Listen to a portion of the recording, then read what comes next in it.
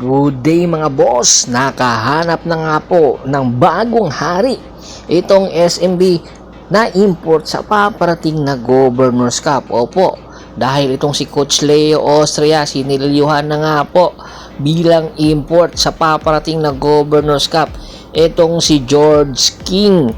Opo, nasa San Miguel na nga po ang dating import ng Blackwater Bossing sa nakaraan Governors Cup, matapos nga ang isang taong stint neto sa Blackwater Bossing. Tuluyan na nga pong nagpaalam si George King at eto na nga po para sa San Miguel Bermen, ibabandera na po nila. Matatandaan nyo po noong 2024-2025 season naglaro po ito si George King sa Blackwater Bossing. Napakaganda po ng kanyang ipinakita. 64 big points po ang career high nito sa PBA. At alam nyo ba na itong si George King, ang height nito 6'6", at 2018 second round 59th overall pick ng Phoenix Suns. Grabe po yung credential ng mamang ito. Small forward at guard po ang nilalaro, minsan po point guard. Ilang taon din po itong naglaro sa Phoenix Suns pagkatapos inilagay sa NBA G League at lumipat po ng Europa ng ilang taon tapos bumalik sa NBA G League at noong 2021 hanggang 2022 season nakapaglaro pa po sa Dallas Mavericks. Pagkatapos bumalik po uli sa NBA G League sa ilalim ng Illawarra Hawks at lumipat po ng Ontario Clippers, Iron Nishona sa Europa noong 2024 at noong 2024 hanggang 25 season. Pagkatapos po sa Europa, doon na nga po sa Blackwater Bossing at pagkatapos niya maglaro sa Blackwater Bossing, lumipad ng Saudi at naglaro sa Al Riyadi at ilang taon o ilang buwan po itong naglaro doon tapos lumipat po ng Taiwan at ngayong paparating na July 7, ibabandera na po ng San Miguel Bermen.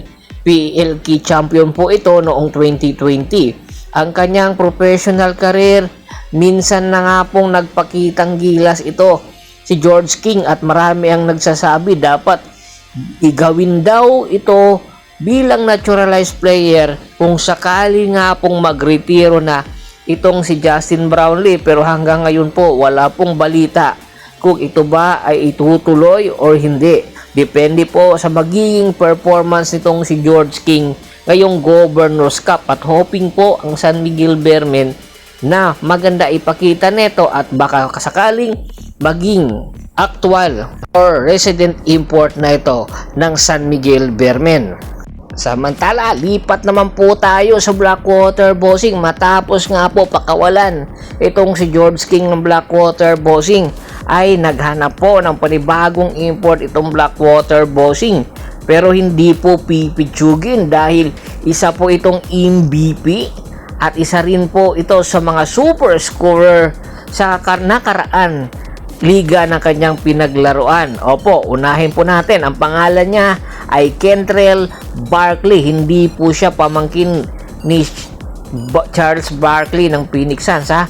Ang position na kanyang pinaglalaro small forward, minsan nag-guard po itong si Kentrell Barkley. 29 years old, 6'5 ang height, di katulad kay George King na 6'6. Nakapaglaro po ito sa Durham, North Carolina noong high school at noong college naman sa East Carolina.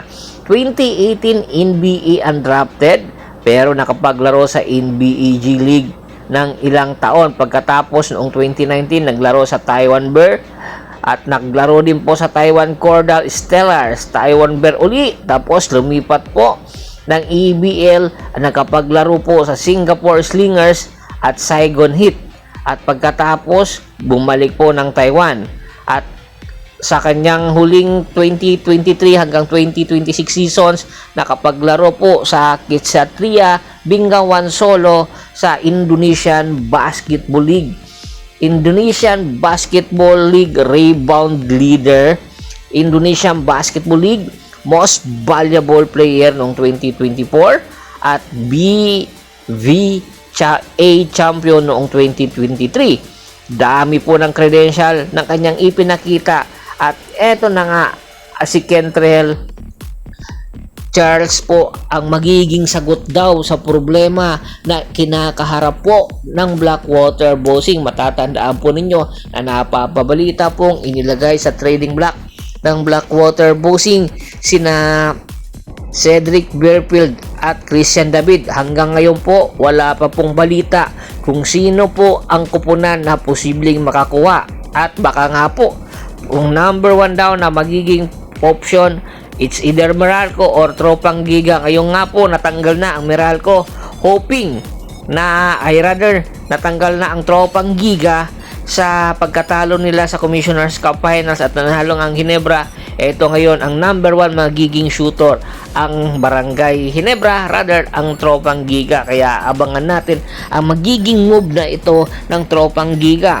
Bago pa man natin tapusin ang ating kwentuhan, shoutout muna tayo sa mga solid na followers na lagi pong sumusuporta sa atin, kay Kagawad at sa kinudukusin ng Hagonoy, Bulacan, Anthony Lucky Alon at sa Lucky Alon family, Yornel Belches, Yonel Alicante, Julius Roche at si Mr. Ronald Gato. Pakibisita na rin po ng Facebook fanpage ko na Hapres PH3, Polgoso at Bostor para po sa mga karagdagang sports balita.